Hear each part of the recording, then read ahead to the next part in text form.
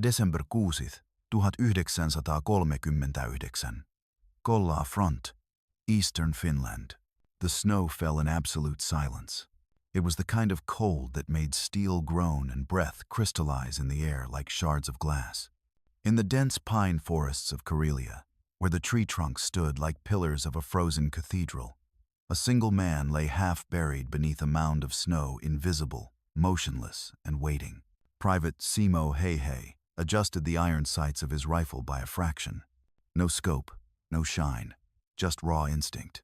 Through the blur of drifting flakes, he could make out faint movement on the far ridge shadows trudging through white mist. Soviet scouts.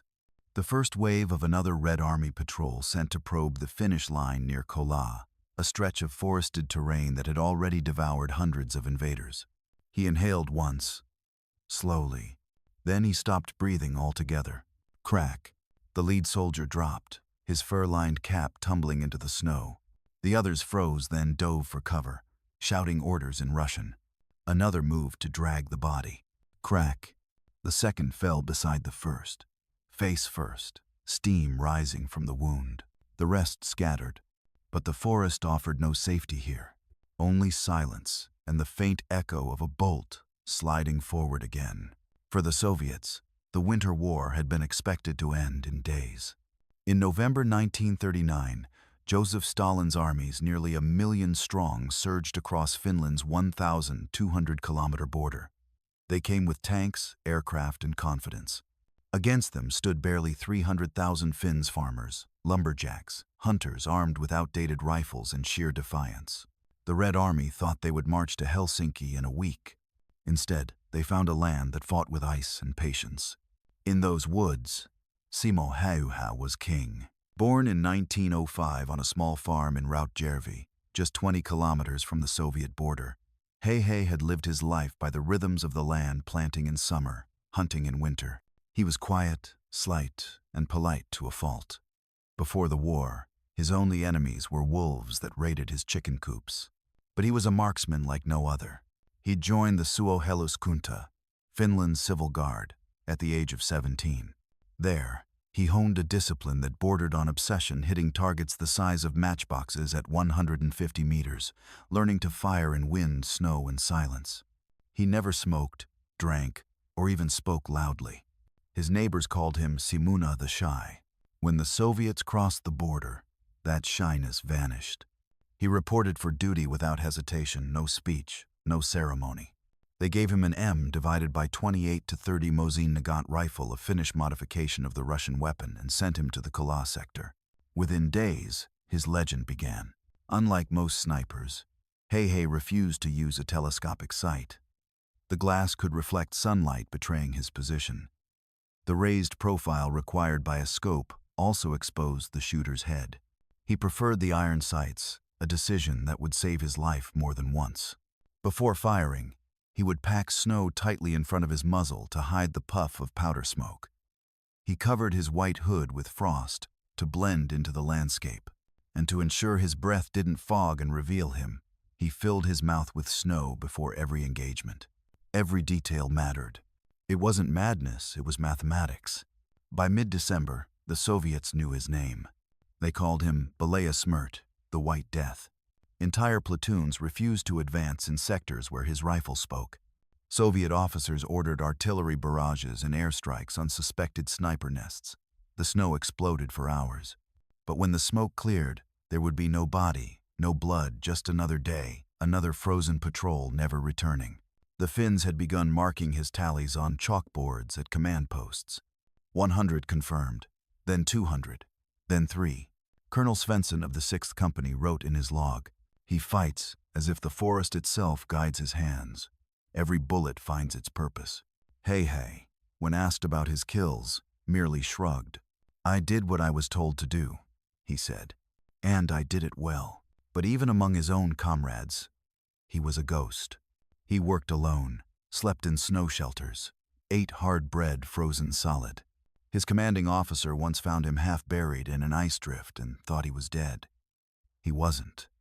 He was watching through a slit barely wider than a coin. That day, he killed 7 men before breakfast. He made no sound. No movement. No triumph. Just another day's work in a war where survival was measured in inches of snow and degrees below zero. By Christmas 1939, the Red Army had suffered over 20,000 casualties in the Kollaa sector. The Finns, outnumbered 6-1, still held their lines. Soviet command issued new orders: find and eliminate the White Death. They sent snipers to hunt him. They didn't come back. Häyhä never celebrated those victories. He cleaned his rifle, melted snow for water, and waited for the next patrol. For every Soviet that fell, he felt neither pride nor hatred, only purpose. The war would soon turn him into a national myth. But in those early days, beneath the frozen pines, Simo Häyhä was still just a farmer defending his fields one shot at a time. The White Death had awakened, and he was far from finished. Rautjärvi, Finland, 1920-1939. Before Simo Häyhä became the White Death, he was just a quiet farm boy who hated losing time in the morning. He woke before the frost cracked, feeding cows by lantern light in the barn behind his family's cottage. The winters of Rautjärvi, nestled near the Finnish-Russian border, weren't forgiving. The cold settled into bone, tools froze in your hands, the trees groaned like old men, but Häyhä thrived in it. He liked the silence, the stillness. Out in the fields, nothing moved without a reason, and when something did, he noticed. By age 12, Simo was already competing with himself. How many rabbits could he trap in a week? How close he could crawl without spooking a lynx? How fast he could reload his single-shot rifle with mittens on? Every moment outside was a lesson.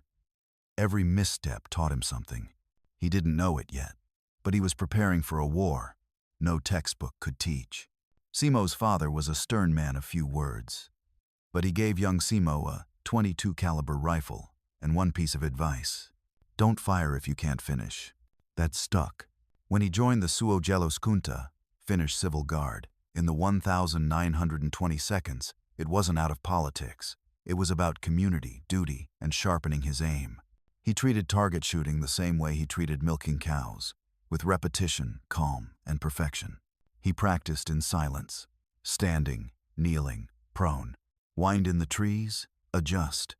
Breath fogging the sights, wait. He became obsessed with grouping his shots tight enough that one bullet hole touched another. No one cheered for him. He didn't want them to. At local marksmanship competitions, Simo arrived alone, competed with rented boots, and left quietly after winning. His name was whispered with a strange mix of pride and curiosity: the farm boy who never misses. By the 1932nd, his wall had medals. But the only thing that mattered to him was consistency. Then, in 1939, the world shifted.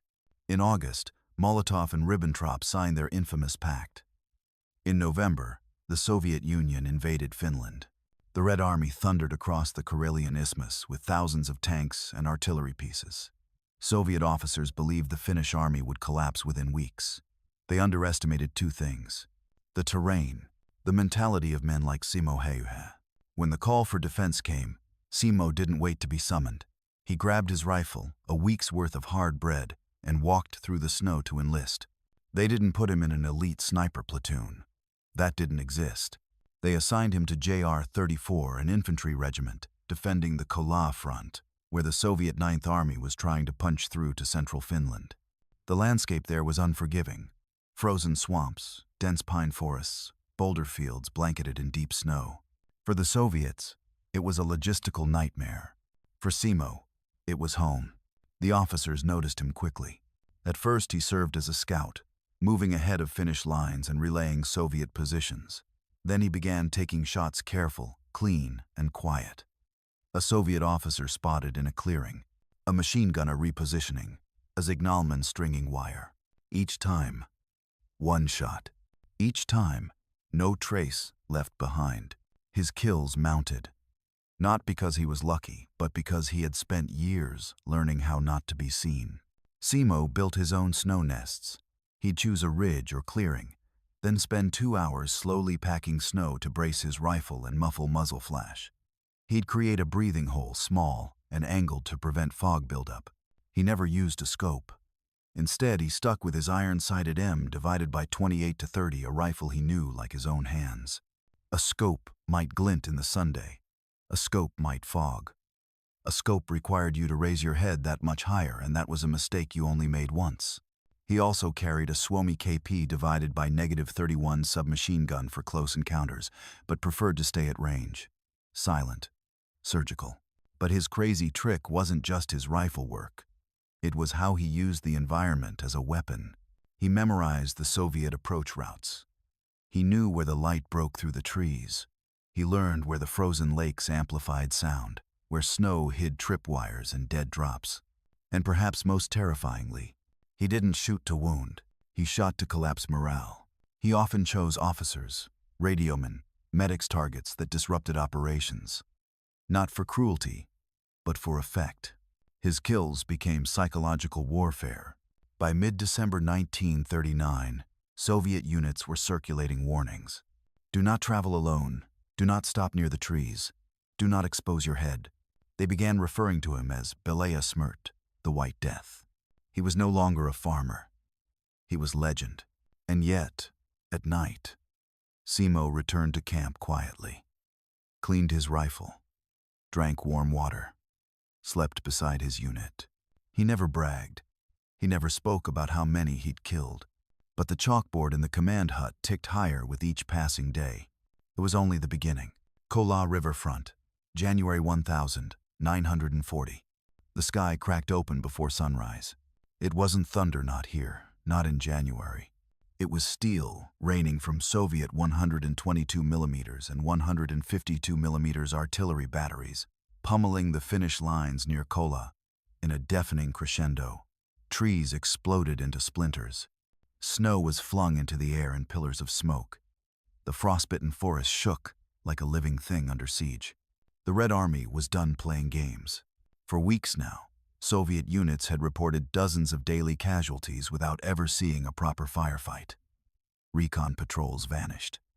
Commanders were picked off mid-briefing. Morale withered. It wasn't just the freezing cold, it was the ghost that haunted the White Woods. A sniper, they said, unseen, unstoppable. They called him Belaya Smrt, the White Death. And now, Soviet High Command had a new directive: locate and eliminate the sniper. At all costs. The Finnish defenders of the JR-34 Regiment had learned to read the tempo of Soviet bombardments. This one was different.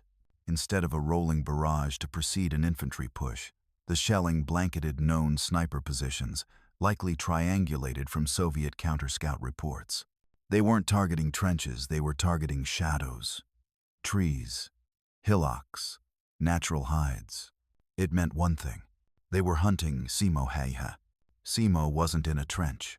He was 300 meters north of the front line, buried under 2 feet of snow near a frozen brook, face pressed against the iron sights of his M, divided by 28 to 30 rifle.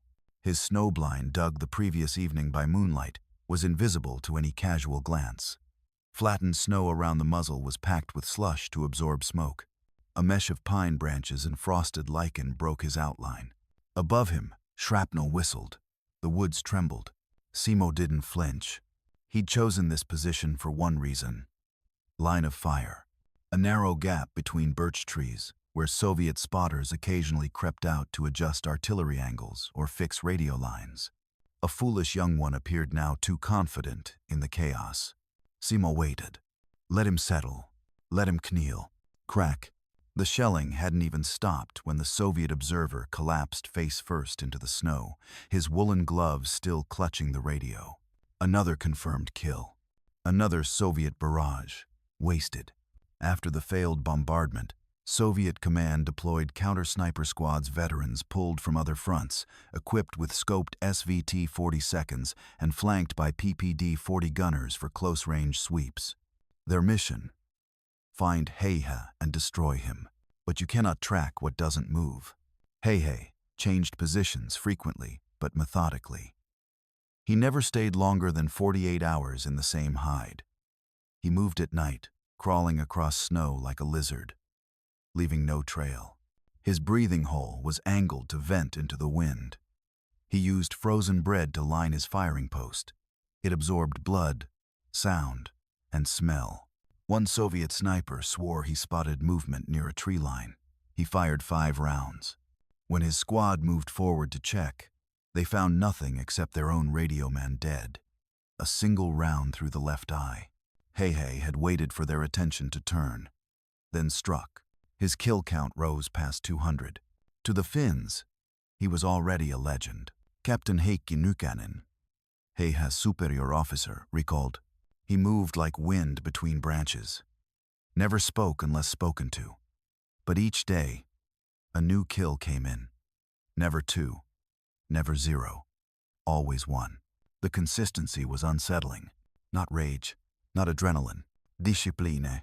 Häyhä wasn't hunting men. He was pruning the forest, removing threats with the precision of a man tending his fields. A former ski patrol medic, Corporal Arvo Virtanen, recalled one evening as the sun dipped red across the snow. Häyhä returned to the bivouac with a faint line of dried blood on his cheek and ice in his eyebrows. He sat by the stove, thawing his boots. Another soldier asked, half joking, "How many did you bag today, Simo?" Simo just looked at the steam rising from his socks. 5. Then nothing more. In desperation, the Soviets resorted to indirect countermeasures. They targeted entire sectors where Häyhä might be operating. Villages were torched. Frozen lakes shelled randomly. They even tried using flamethrowers on suspected hideouts in the forest. Still, the White Death struck. He stopped Soviet patrols from laying down communications wire for weeks. He gunned down sled-drawn artillery observers from 400 meters. He even disabled a supply column by killing the horse handlers first, forcing tanks to be abandoned mid-journey. His presence wasn't just tactical. It was strategic disruption. But even for the best, danger was never far.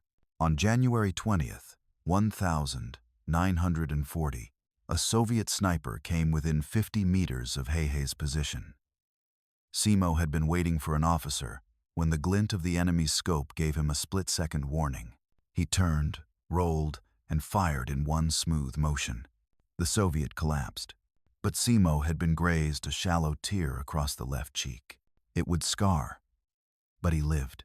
He treated himself with snow, then stayed in position another 4 hours. That day, he claimed 4 more kills. By the end of January, his confirmed tally exceeded 270 kills. The Finnish command, now fully aware of the morale effect, tried to reassign him to a safer post to train new snipers. Simo refused. There was still forest to defend. February 1940. Kollaa sector, Karelia front. By early February, the name was no longer just whispered among Soviet patrols. It had reached the ears of the NKVD, crossed desks in Leningrad, and finally made its way into the corridors of the Kremlin. Soviet generals, hardened men who scoffed at fairy tales, were now fielding reports of a single Finnish sniper who had, by official estimates, killed over 400 Red Army soldiers in less than 10 weeks. They didn't believe it, until they saw the unit breakdowns. Entire platoon missing. Patrols that never returned. Logistical routes stalled not by weather but by one invisible man. His file landed on the desk of Marshal Semyon Timoshenko, recently appointed to rescue the failing Soviet campaign. Scribbled in red pencil. Codename: Belaya Smrt eliminate immediately. This wasn't superstition anymore. This was an open wound in Soviet pride. Back in the forests of Kollaa, Private Simo Häyhä knew none of this. He wasn't concerned with Kremlin whispers or wartime legend. He cared about frostbite on his trigger finger, the wind's direction at dusk, and whether Soviet sled tracks in the snow had deeper impressions indicating a heavy weapon team. He worked from instinct, sharpened by repetition. Each morning, before the sun had time to crest the treetops, he moved slow as sap. He selected new positions based on terrain memory. Shallow depressions beneath birch trees, riverbank ridges with commanding fields of fire, ice hollows where wind cut least. He moved with a customized ski pole, shortened to half-length, so he could ski low, almost lying without ever exposing his silhouette above the snow line. From a distance, he didn't resemble a man. He resembled a snow-covered shrub with a heartbeat. Soviet snipers were now given a standing order. Abandon your original mission. If the White Death is confirmed active, find him. Kill him. But they didn't find him. He found them. 2 Red Army snipers were discovered lying in their own blood, face down near a thicket, their rifles still warm. One had been shot through the right eye, the other just as he turned. Both died instantly. Their gear intact. The only thing missing, their confidence. Witnesses described seeing no muzzle flash, no footprints, not even an echo, only silence. And then, absence. As the legend spread among Soviet ranks, morale continued to unravel. Some conscripts refused to venture into certain forest sectors without tank support. Officers were reluctant to conduct field reconnaissance unless under direct artillery cover. Junior commanders began changing their patterns: no more exposed gestures, no more pacing during briefings. Even standing still too long became an act of suicide. Meanwhile, Finnish morale soared. Stories of Häyhä's impossible accuracy passed from trench to trench. They called him Taika Ampuja, the magician with the rifle. Young conscripts whispered he could see through snow, that he never missed, that bullets curved for him. To most, he remained a phantom, but to those who had fought beside him, he was not magic. He was method.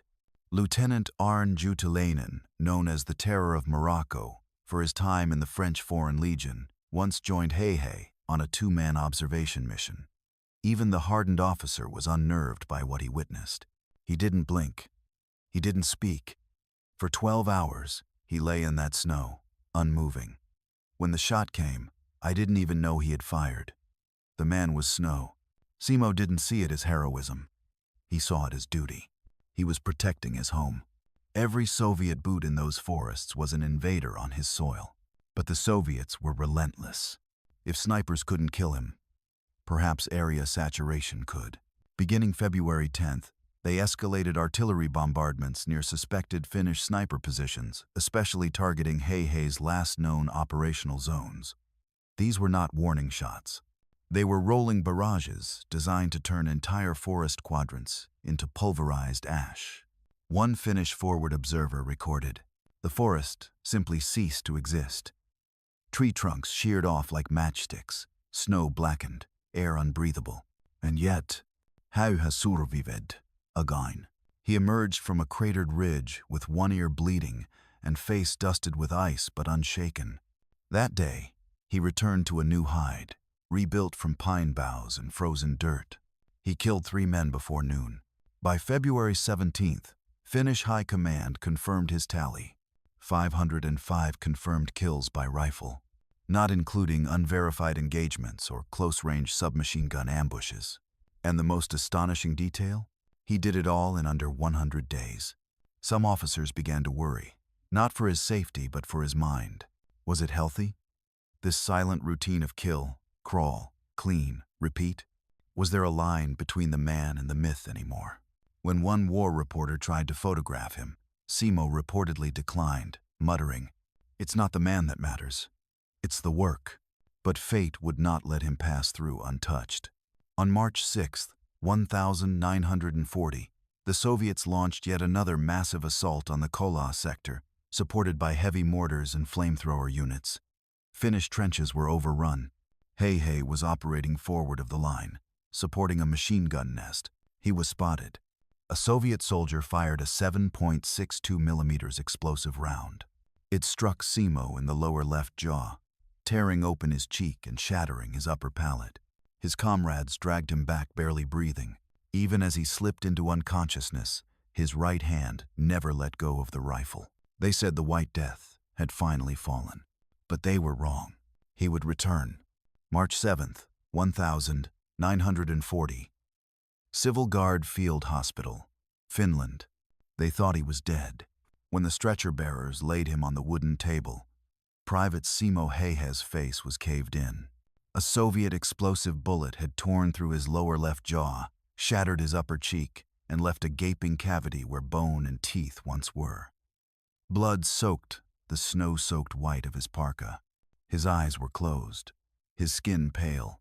The surgeons prepared to declare him lost. Then his hand moved. Not a spasm, A slow, deliberate squeeze of the fabric beneath him. A twitch in the wrist. Simo Häyhä was still alive.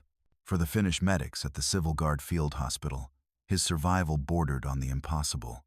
He had been shot at close range with a 7.62 x 54 mm soft-point explosive round designed to rupture on impact. Most soldiers hit with such a round in the face were killed instantly, or left so disfigured that survival meant a lifetime of agony. But Simo had something most men didn't. A body tempered by years of outdoor labor. A mind disciplined through stillness and cold. And a will that refused to surrender not to man, not to bullet, not to fate. He spent 8 days in a coma. During that time, the Soviet assault on the Kollaa front ground to a halt. The forests were still bleeding, but the Finnish line held. And as if guided by some cruel twist of irony, peace negotiations began. On March 13th, 1940, while Häyhä still lay unconscious, Finland and the Soviet Union signed the Moscow Peace Treaty. The war was over. The Winter War had lasted 105 days, and in that time one farmer had changed the face of asymmetric warfare forever. When Simo finally woke, his first words weren't about his injuries. He didn't ask about the damage to his jaw. He didn't ask who had brought him back. He didn't ask if Finland had survived. He asked, through slurred and broken speech, "How many did I get?" The attending nurse looked at the colonel standing nearby. The colonel nodded. "At least 505 confirmed rifle kills," he said. "Another 200 suspected. You did more than enough." Simo blinked. Then he closed his eyes again, not in relief, but in acceptance. They moved him to Helsinki for advanced surgical care. Finnish doctors, some of the finest in Europe, began the long process of rebuilding his jaw. They grafted bone from his hip.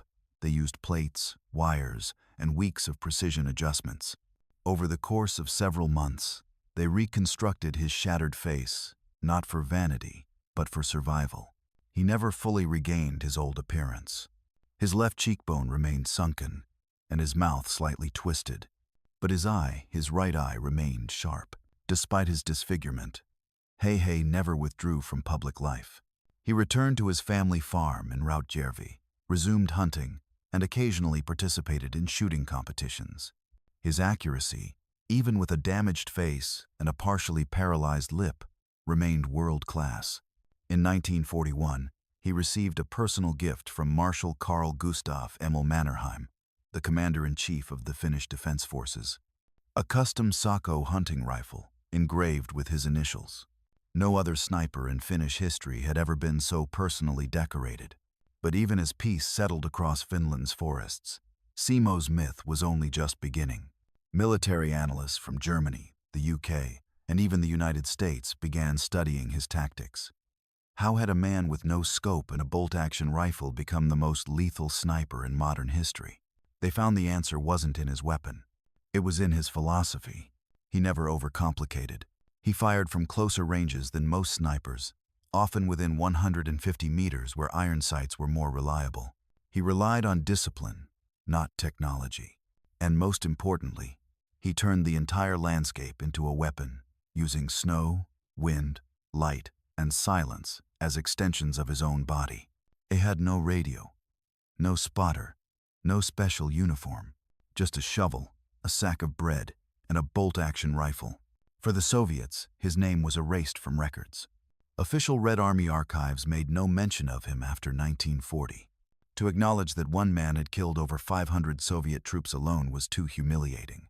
Instead, they buried the legend. But the Finns never forgot. In every sniper school established in Finland after the war, his name was spoken with reverence. Young soldiers studied his battlefield notes. They practiced silent snow movement, a technique Simo had invented.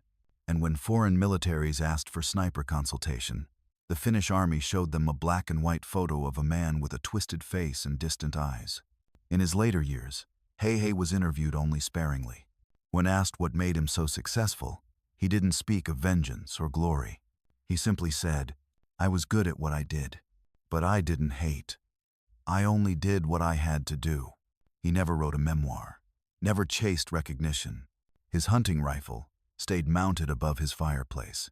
And each winter, when the first snow fell across the pines, he would sit alone with a cup of hot coffee and look out across the white silence. Rautjärvi, Finland, 1940s. It wasn't sleek. It wasn't shiny. It didn't even have a scope. But the bolt-action Mosin Nagant M, divided by 28-30 inches Simo Häyhä's hands, did something no other weapon in the entire Winter War could do. It broke the back of a Soviet advance one trigger pull at a time. The M divided by 28-30 was a Finnish-made variant of the Russian Mosin Nagant rifle, a weapon the Tsar's army had fielded in the trenches of World War I. By the 1,930 seconds, Finland had improved the design with tighter barrel tolerances, a better trigger, and crucially, a match-grade iron sight system. It was this rifle, not a scope-equipped sniper's dream, that Häyhä carried into the snowy woods of Kollaa. And it was by choice. Why no scope? When asked after the war, Simo offered his now famous reasoning. A scope can shine in the Sunday. A scope sits higher and makes you lift your head.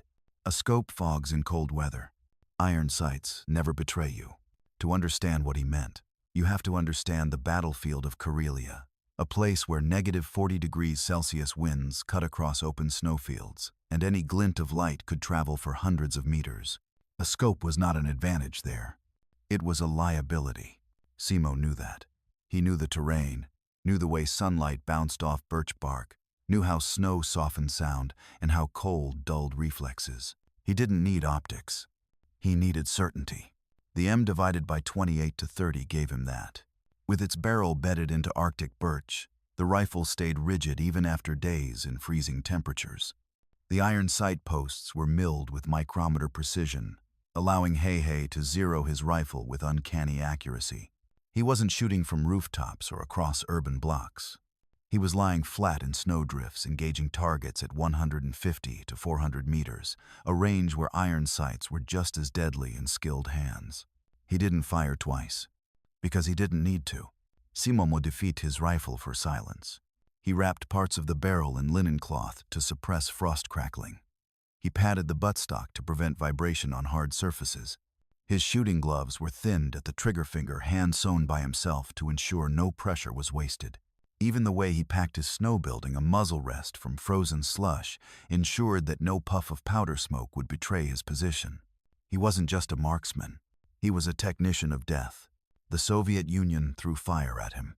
Massed mortars, howitzer shells, counter-sniper platoons, flamethrowers. But none of it worked, because while they invested in force, Simo invested in simplicity.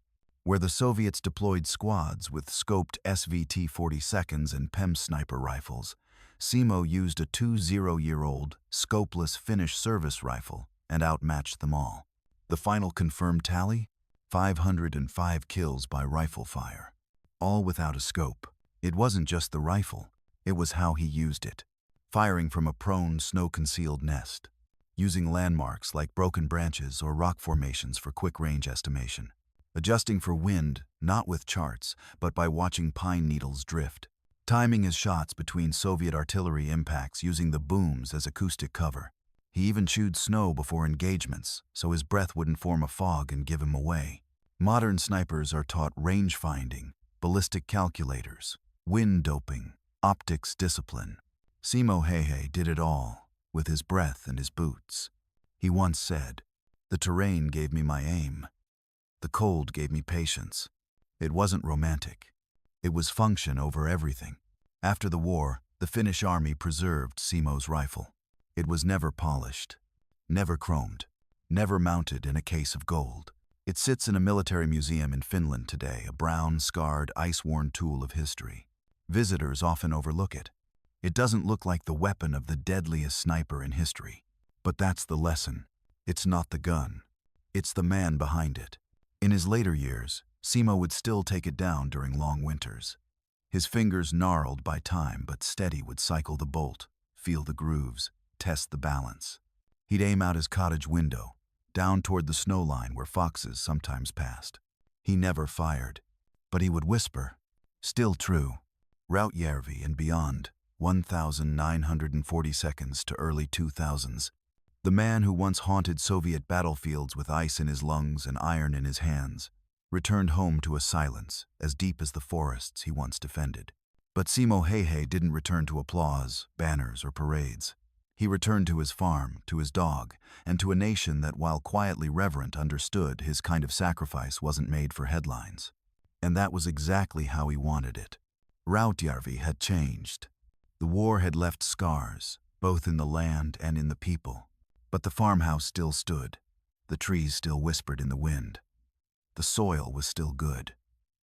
And so, Simo returned to being what he always was: a farmer, a hunter, a man of the forest. He never sought medals.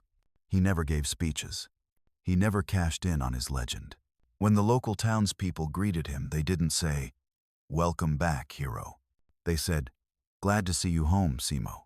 He'd nod, maybe crack a small smile, then disappear into the woods with a rifle slung over his shoulder. In time, the legend caught up to the man. Military historians began to revisit the Winter War, digging through after-action reports, kill tallies, terrain maps. One figure kept appearing: 505 confirmed rifle kills in under 100 days. It seemed absurd, unbelievable, a number too round, too high. But cross-check after cross-check confirmed it. Multiple platoons had documented his kills. His commanding officers had verified them daily. Unlike the foggy estimates of other conflicts, Häyhä's count was real, and it wasn't inflated by area bombing or machine gun fire. It was one bullet, one pull, one man, 505 times. In the 1,950 seconds, a Finnish journalist finally tracked him down for a rare interview. Simo was polite, reserved. He spoke slowly, mouth still stiff from the surgeries. The scar down his cheek gave his face a quiet weight. The reporter asked, "How did you feel, knowing you had killed over 500 men?" Simo thought for a long time, then said simply, "I did what I was told, as well as I could. No bravado, no regret." Just that. Then he rose from the table and walked out into the snow to chop firewood. It became clear. Simo never wanted to be remembered as a killer. He wanted to be remembered as a defender. To him, the Soviet soldier wasn't a monster. He was just in the wrong forest. He lived modestly. No statues. No government pension beyond what was standard. His war wounds caused him pain, especially in the winter, but he refused special treatment. Neighbors would often find him in the woods with his dog, hunting birds or sitting by the edge of the lake with a thermos of coffee and a small tin of bread. Sometimes children from the village would walk with him. He rarely said much. But once, when a young boy asked if he had ever missed, Simo laughed for the first time anyone remembered. "Yes," he said, "but not that often." When his old commander, Captain Arne Juutalainen, passed away in the 1,970 seconds, Simo attended the funeral. He stood alone at the grave for a long time, hat clutched in his hands. A reporter tried to ask him what the captain meant to him. Simo didn't answer. He just nodded once and walked into the tree line. Despite his silence, his legend grew internationally. NATO snipers studied his tactics. The U.S. Marine Corps incorporated his stalking methods into their sniper curriculum. Even Russian special forces, the descendants of the army he devastated, trained using models based on his snow-firing techniques. In 1998, a military historian in the UK named him the deadliest sniper in history. His name was inscribed in books next to names like Vasily Zaitsev, Chris Kyle, Ludmila Pavlichenko. But Häyhä never read those books. He preferred the woods. By the early 2000s, Simo was in his 90 seconds. He had outlived nearly every man he served with. His body, though worn, was still upright. He walked without aid. He ate heartily. He told the same dry jokes he always had. And every year, when the first snow fell, villagers said he would stand by his window for a while, silent, watching the white cover the trees, perhaps remembering, perhaps counting. He passed away on the 1st of April 2002 in a nursing home in Hamina, Finland. He was 96 years old. The funeral was small, modest, just as he would have wanted. But among the mourners were generals, veterans, and snipers from around the world. Men who had never met him, but had studied his every move. Men who understood that Simo Häyhä hadn't just defended Finland. He had defined what a sniper could be. The forest never forgot him, and neither did history. Post-World War II, global military doctrine evolution. By the time Simo Häyhä passed away in 2002, he had already become more than a name in a ledger. He was a concept, a doctrine, a ghost in the snow. To military professionals around the world, he represented a battlefield truth that modern armies had nearly forgotten that skill, simplicity, and terrain mastery could defeat mass and machinery. And so, quietly, behind closed doors and in silent rifle ranges, Simo Häyhä became required reading. The Finnish army was first. They institutionalized his techniques in the decades following the Winter War. His tactics became foundational in the Yti Jaeger Regiment, Finland's elite special forces. The training emphasized extreme patience, cold weather concealment, short-range iron sight sniping, improvisation under pressure. Häyhä's methods became core to Finland's wartime doctrine of Modi tactics, the art of isolating, harassing, and attriting a superior enemy force through local knowledge and individual initiative. But while Finland preserved his spirit, it was foreign militaries that truly weaponized his legend. In the jungles of Vietnam, U.S. Marine sniper instructors looked to Häyhä for inspiration. Corporal Carlos Hathcock, the famed Marine sniper with 93 confirmed kills, once remarked, "A real sniper isn't the guy with the most gear. It's the guy you never see." That's Simo Häyhä. The U.S. Scout Sniper School adopted Häyhä's stalking methodology, including the practice of never firing from the same location twice, using terrain to break outlines, and timing shots between background noise. His discipline became gospel. In the Middle East, Israeli Defense Forces, IDF, snipers studied Häyhä's engagement ranges. Rather than training for urban rooftop engagements alone, Israeli doctrine began emphasizing low-tech concealment, camouflage without thermal signatures, and movement through terrain rather than around it ideas, inspired by Häyhä's snowbound approach. Even the Soviet Union, which had once buried his name in silence, eventually acknowledged his impact. By the 1970 seconds, Soviet sniper manuals under the guise of general enemy doctrine began teaching countermeasures against Simo-like tactics, avoiding repetitive movement paths, randomizing patrol times, using decoy officers, deploying thermal scans over silent zones. Unwittingly, they were admitting his ghost still haunted them. In the post-9 divided by 11 era, NATO Special Operations units began integrating White Death doctrine into training rotations in Arctic warfare modules. From Norwegian Alpine troops to U.S. 10th Mountain Division instructors, the lesson was clear. In cold warfare, the first to move dies, the second to blink dies, the last to breathe wins. Simo's habits chewing snow, packing powder to dampen muzzle blast, building snow funnels for his barrel were studied not as folklore, but as operational advantages. But his influence wasn't just in tactics. It was in philosophy. In an age of laser-guided bombs and night vision goggles, Häyhä proved that you didn't need the best weapon. You didn't need a drone overhead. You didn't even need to speak. You just needed to see first, move last, and shoot once. The global sniper community began referring to him as the patron saint of patience, a man who demonstrated that the battlefield is ruled not by noise, but by silence. He never fought for glory. He never posed for war photography. He never published memoirs. And yet, every military sniper today knows his name, because they know you can't kill a ghost with armor. You kill him with understanding. In 2017, at a NATO sniper symposium in Germany, a Finnish instructor delivered a lecture titled "Snow, Sight, and Silence, What Simo Still Teaches Us." He showed black and white footage of Häyhä's rifle, field notes, and photographs of his snow hides. A U.S. Ranger in the audience asked, "Would he still be relevant today?" The Finnish colonel paused, then replied, "If it snowed tonight and war broke out by morning, he would still be the deadliest man in the forest." In an era obsessed with drone warfare, precision optics, and augmented reality, militaries keep returning to the same truth. A man with a rifle, who knows his land and understands silence, is still the most dangerous weapon in the world. Simo Häyhä didn't need a satellite. He didn't need a radio. He didn't need permission. He needed snow, breath control, and a single shot. That's why his ghost still lingers. Not in the cities, not in the speeches, but in the cold, in the white silence, in every sniper's breath just before the trigger breaks. Rautjärvi, military archives, and modern memory. Mellan Zeeland 5 confirmed rifle kills. Over 200 additional probable kills, 100 days of combat. 0 scopes. 1 man.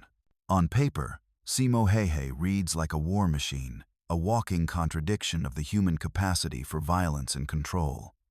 But numbers never tell the whole story, because behind every round fired was not a killer, but a man who once fed his cattle, mended fences, and skied through frozen birch forests with a rabbit pelt tied around his neck for warmth. To understand Simo Häyhä is to understand how myth is built from math and where that myth begins to blur. The 505 confirmed kills come from Finnish military records methodically logged by officers who verified Häyhä's shots with visual confirmation and battlefield assessment. These were not inflated propaganda numbers. In fact, Finnish officials were conservative in their tally. Häyhä's actual kill count may never be known. Estimates range between 700 and 800, including confirmed and unconfirmed kills with both rifle and submachine gun. But Simo himself never bragged. When asked about the number, he would shrug. I only did what I was told. I tried to do it well. That phrase, I tried to do it well, became a quiet moral watermark throughout his life. After the war, his legend spread like snow in spring. Press reports began to exaggerate certain details, claiming he made 20 kills per day or that he had supernatural senses. One Soviet general was even rumored to have placed a bounty of 50,000 rubles on his head, an amount likely fictional, but reflective of the panic he caused. Hollywood took interest, but Simo refused offers. He declined all dramatizations of his life, turning down book deals and fictionalized accounts. To him, storytelling was sacred in war. If told, must be told with truth, humility, and silence. Myths started to creep in anyway. Some said he would melt into snow. Others said he never blinked. A few claimed he could smell Soviets before he saw them. What they missed, what they all missed, was that Simo wasn't more than human. He was precisely as human as it gets. He bled. He shivered. He prayed. He feared death, but didn't run from it. And in the cold, where others froze in panic, he found purpose. There's another number most people never ask about. 1.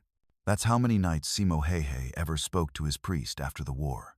1 night, 1 fire, 1 prayer. He never returned. Not because he was unfaithful, but because what he had done and what he had seen didn't need words anymore. When his legend was taught in sniper schools, they spoke of numbers. When his story was passed around villages, they spoke of silence. But when children asked him, "Did you ever feel bad?" he would pause, then finally say, "They came to my home. I didn't invite them, but I had to ask them to leave." Historians continue to debate where Häyhä belongs in the pantheon of military figures. Was he the greatest sniper? Was he the most efficient killer? But those questions often miss the deeper truth. He was a man forged by necessity, not ambition. He didn't go to war to become famous. He went to save the line at Kollaa, a few hundred meters of frozen earth that Stalin's army could never quite take. And for 100 days, with a rifle in his breath, he stopped them. His war ended with a bullet to the face. His life ended peacefully in 2002. But the man beneath the myth, the stoic, soft-spoken hunter of Rautjärvi, lived on in ways no tally ever could.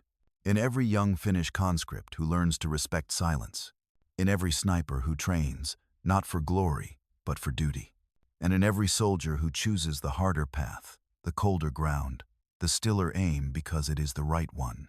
History remembers the numbers. Finland remembers the man. And the forest remembers everything. Rautjärvi, spring 2002 and beyond. April 1, 2002. Rautjärvi, southeastern Finland. The snow hadn't yet melted. It clung to the birch trunks and lay heavy on the roofs like an old memory refusing to leave. Inside a modest nursing home, Beneath a thin wool blanket, Simo Häyhä exhaled for the final time. No fanfare, no last words, no camera crews. Just the sigh of a man whose war had long since ended and whose silence had become legend. He was 96. Outside his window, a light flurry drifted down, slow and solemn.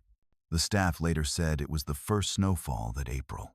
Unseasonal, unlikely, but somehow fitting.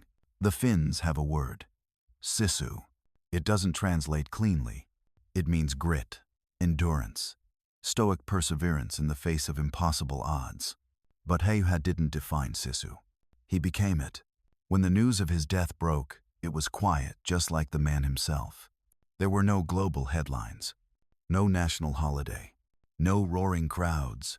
But in every corner of Finland, from Helsinki to Lapland, people nodded and murmured a name known across generations. The White Death is gone. In schools, Finnish children had grown up hearing his story not as a celebration of violence, but as a lesson in survival, precision, and restraint.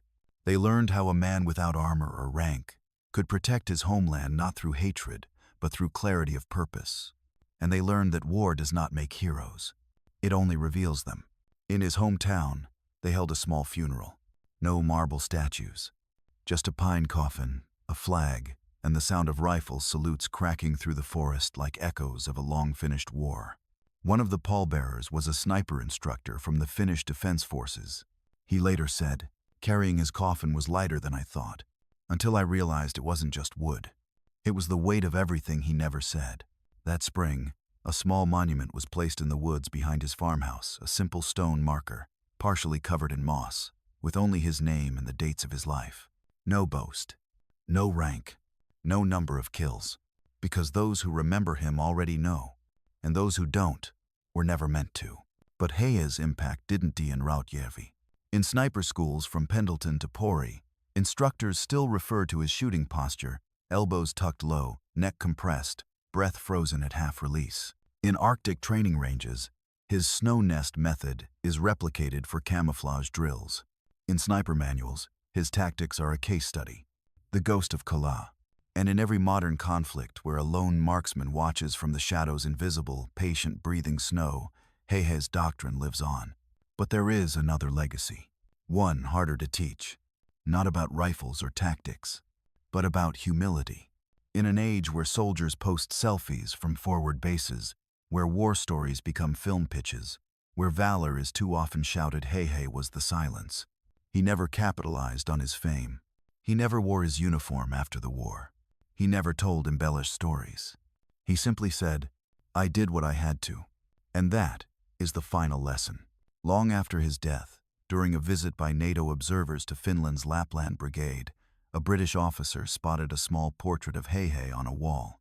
He asked a local conscript, "Do you know who that is?" The young soldier nodded. "We call him Isoisa grandfather. He's still watching. Every winter, when Finland's forests freeze again, and the wind returns to whisper through the pines, there's a pause. Somewhere, a white rifle rests. Somewhere, snow is packed down into a nest. And somewhere, a breath is held for the shot that may never come. But if it does, it will come from quiet, iron patience. It will come from the spirit of the forest. It will come from the ghost who never left. Simo Häyhä is gone, but the last snowfall still remembers.